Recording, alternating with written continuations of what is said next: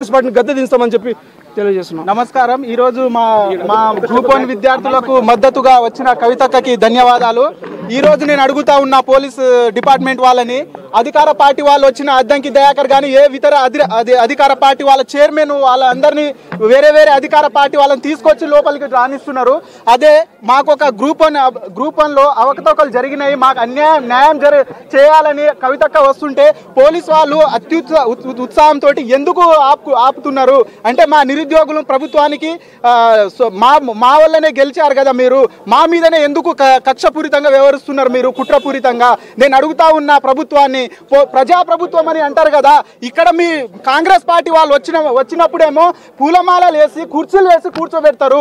మా నిరుద్యోగులకు అన్యాయం జరిగినప్పుడు ప్రతిపక్షాలు ఎవరైనా వస్తే పోలీస్ మిత్రులను విజ్ఞప్తి చేస్తున్నా, మేము కూడా మీ సోదరులమే, ఎందుకు అట్లా ప్రవర్తిస్తున్నారని నేను అడుగుతా ఉన్నా.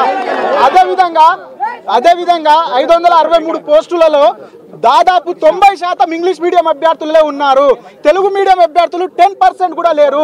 ఇది దేశ భాషలందు తెలుగు లెస్స అని అంటారు, ఇక్కడేమో తెలుగును తీవ్ర నిర్లక్ష్యం చేస్తారు. ఎందుకని మేము డిమాండ్ చేస్తున్నాం. రేవంత్ రెడ్డి గవర్నమెంట్ వచ్చిందంటే 2.5% ఓట్లు మెజార్టీతోటే వచ్చింది. అది మా నిరుద్యోగుల వల్లనే, మా నిరుద్యోగుల పుణ్యానం అని ఈరోజు మీరు రాజకీయ అనుభవాలు, మీరు సీఎం కూడా కళలో కూడా ఊహించుకోండి, మీ సీఎం పీఠంని ఇచ్చి మీ అధికార పార్టీని గెలిపించడం కదా. మా పైన ఎందుకు ఒక్క గ్రూప్ 1 కాదు కవితక్క గారిని మేము నేడుకునేది, గ్రౌండ్ లెవెల్లో 2 లక్షల ఉద్యోగాలని ప్రియాంక గాంధీ తోటి యూత్ డిక్లరేషన్లో అన్నారు. ఎక్కడ మీ జాబ్ క్యాలెండర్, ఎక్కడ మీ 2 లక్షల ఉద్యోగాలు మేము అడుగుతూ ఉన్నాం. రాహుల్ గాంధీ ఏమో కాశ్మీర్ నుండి కన్యాకుమారి వరకు రాజ్యాంగం రిజర్వేషన్లు అమలు చేస్తలేరని పెద్ద పాదయాత్ర చేస్తారు. తెలంగాణలో జీవో 29 తెచ్చి అసలే రిజర్వేషన్ లేకుండా చేస్తున్నారు.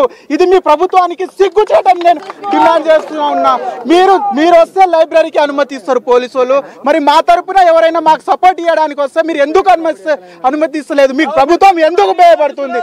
రాత్రికి రాత్రే రిజల్ట్ ప్రకటించి నెక్స్ట్ డేనే అపాయింట్మెంట్ ఇచ్చిన మీరు నిజంగానే కరెక్టే మీరు జరిపి ఉంటే మీరు నైటే రిజల్ట్ ఇచ్చి ఎందుకు మీరు అపాయింట్మెంట్ ఆర్డర్లు ఇస్తారు? మీకు భయం ఎందుకు అని అడుగుతా ఉన్నా. ఆ అభ్యర్థులు సెలెక్ట్ అయిన వాళ్ళ హాల్ టికెట్ నెంబర్ల పైన మీ పేర్లు, ర్యాంకు, ఏ కేటగిరీ అని ఎందుకు పెడతలేరు? ఇదే కాదక్క, మా తరపున వచ్చినందుకు ధన్యవాదాలు. ఇప్పుడే కాదు, మీరు ఏ అధికారంలో కోరుతా ఉన్నా, ఇప్పుడే కాదు 2 లక్షల ఉద్యోగాల భర్తీకి వేటాడి తరిమి మా 2 లక్షల ఉద్యోగాలు భర్తీ